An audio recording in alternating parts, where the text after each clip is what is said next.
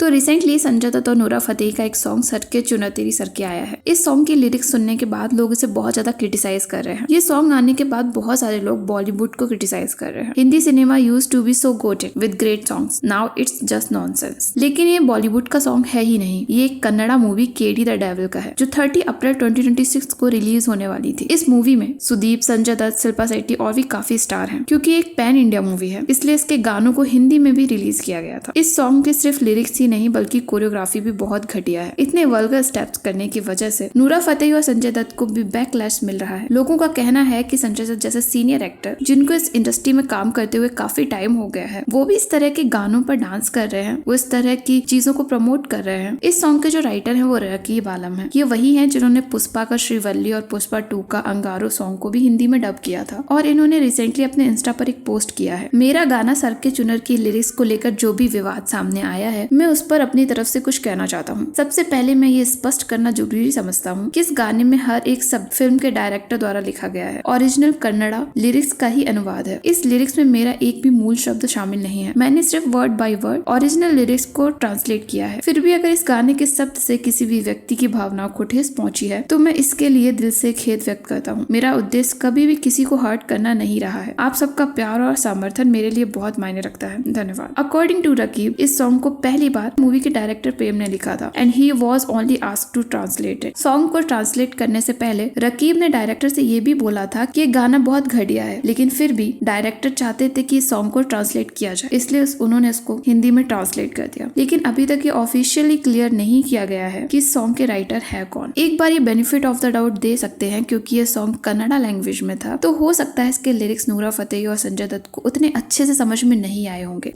I shot this song 3 years ago in a language called Kannada, okay, which is a part of a different industry called sandalwood, okay. And when I shot this song 3 years ago, I said yes to it because it was a part of a big film. It was with a big icon, Sanjay Dutt. Who would say no to work with him? He's such an icon.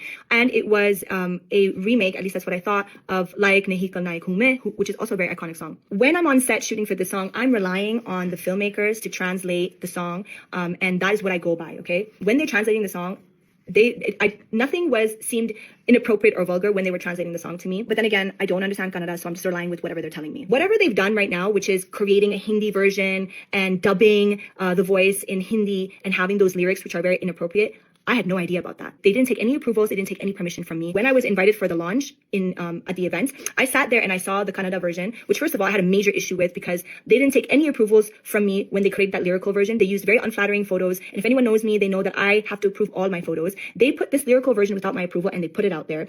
Then they created an image of me and Sanjay Dutt, which was AI generated, which I'm already against AI, so I was already feeling really irritated at the event when I saw what I saw.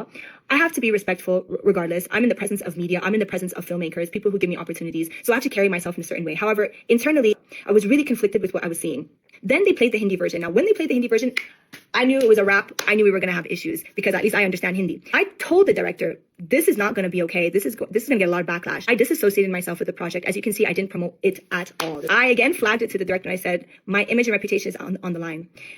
Here's the thing. लेकिन जो इसको translate कर रहा है उसको तो इसका exact meaning पता होगा, लेकिन इसके बाद भी रकीब आलम ने ये डिसाइड करते हैं कि वो इस सॉन्ग को ट्रांसलेट करेंगे। इंटेंस लीगल प्रेशर की वजह से मेकर्स ने इस सॉन्ग का हिंदी वर्जन को ऑफिशियली रिमूव कर दिया है, लेकिन अभी भी इसकी ओरिजिनल कन्नड़ा लैंग्वेज में अवेलेबल है। ऐसा नहीं है कि ऐसे सॉन्ग पहली बार आए हैं, लेकिन इस सॉन्ग ने सारी लिमिट क्रॉस कर दी है। कुछ टाइम से ये देखा जा रहा है कि सॉन्ग्स में जिस तरह की कोरियोग्राफी की जा रही है, लड़कियों को स्कूल ड्रेस में दिखाया जा रहा है, सॉन्ग्स में डांस कम वल्गैरिटी ज्यादा दिखाई जा रही है, और जब इस तरह के सॉन्ग्स को रिलीज किया जाता है तो लोग उसको क्रिटिसाइज करते हैं, और जब किसी चीज को क्रिटिसाइज किया जाता है तो उस पर व्यूज और बढ़ जाते हैं, तो उससे कहीं ना कहीं प्रॉफिट मेकर्स को होता है। इसलिए ये एक तरह का ट्रेंड बन गया है। कुछ टाइम पहले मलाइका अरोरा और हरी सिंह का चिंगम सॉन्ग आया था। इस सॉन्ग को भी थोड़े टाइम के लिए क्रिटिसाइज किया गया था, जिसकी वजह से सॉन्ग को फायदा हुआ था, क्योंकि इस तरह के खराब लिरिक्स लिखने की वजह से वीडियोस पर अच्छे व्यूज आते हैं। तो लोग अच्छी लिरिक्स क्यों लिखेंगे, अच्छे विजुअल शूट क्यों करेंगे? क्योंकि इन चीजों पर स्ट्रिक्ट एक्शन नहीं लिए जाते और थोड़े टाइम तक क्रिटिसाइज करने के बाद उनको छोड़ दिया जाता है। इससे कहीं ना कहीं लोगों को पता है कि ये सब करने से उनको प्रॉफिट ही होगा। सेकंड क्वेश्चन लोगों का ये भी है कि ऐसे गानों को सेंसर बोर्ड कैसे अलाउ कर देता है, लेकिन जो सॉन्ग सोशल मीडिया और यूट्यूब पर डायरेक्ट रिलीज किए जाते हैं वो सेंसर बोर्ड के अंडर नहीं आते हैं। लेकिन अगर इस सॉन्ग को थिएटर में रिलीज किया जाएगा तो उस पर सेंसर बोर्ड एक्शन ले सकता है। So guys, what are you thinking about this song? Please share your thoughts in the comment section.